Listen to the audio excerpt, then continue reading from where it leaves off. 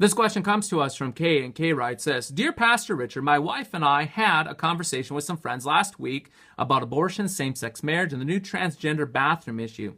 We all came to the conclusion that neither of us couples really knows how to properly discuss these topics with our friends without it blowing up into a terrible argument.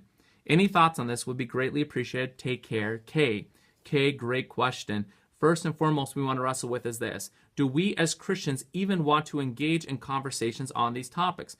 I'm of the opinion that yes, we as Christians indeed need to confess against the age that we find ourselves in. In other words, when the culture pushes against us, it is our responsibility as Christians to push back with that same force, no more and no less. Now, with that stated, as we encounter individuals in our neighborhood and communities, we're going to encounter two types of individuals.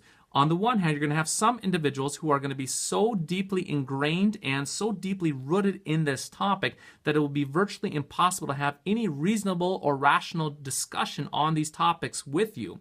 These are the individuals who will run to calling you a hater right away, these ad hominem arguments. They'll call you a hater or they'll call you a bigot and so forth. These individuals, really, it's kind of ironic that they run there and they call you a bigot, but they won't be willing to discuss it at all. These individuals, you commend them to the Lord, you commend them to prayer.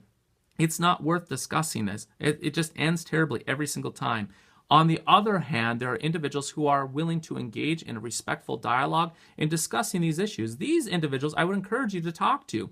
Now, in talking to them, I would suggest you do not go biblical right away. In other words, when you talk about these issues that you mentioned, start with natural law. Indeed, yes, start with natural law, biology. So in regard to maybe a child in the womb, appeal to the fact that actually after 21 days that there's a heartbeat of the child in the mother's womb. Appeal to the fact that that child will have brain waves. Appeal to the fact that little child in the womb has dreams and fingernails. I mean, it's amazing to think.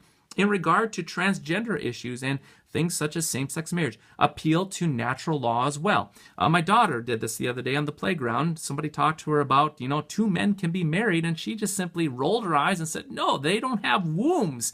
My little 7-year-old was appealing to the fact that two men don't have wombs. Biologically, they're not compatible. So appeal to biology first. And then once you've appealed to biology, then work your way to the confession of scriptures to show that really the scriptures agree with natural law. So in regard to things such as abortion, you're going to go to the 5th commandment. Into things such as same-sex marriage, you want to go to the 6th commandment and so forth.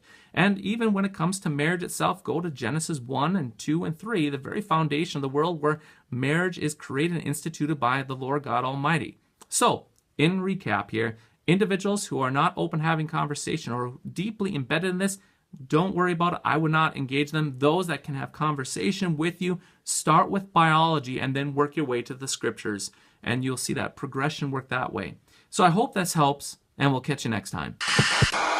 Hey, Lightning Cut watchers, these topics that we just addressed of abortion, same-sex marriage, and the transgender bathroom issue are huge topics in our culture today. I mean, it is everywhere on social media, in your conversations, in the news, and we cannot do justice in a 3-minute Lightning Cut to tackle all of these issues thoroughly. That is why we're so thankful for Issues, Etc., talk radio for the thinking Christian. If you check the links below, Peter's going to list some great links to Issues, Etc. on these topics so that you can listen and learn more about them in order to make that bold and yet compassionate confession as a Christian to your neighbor. Check out the links below. You won't be disappointed.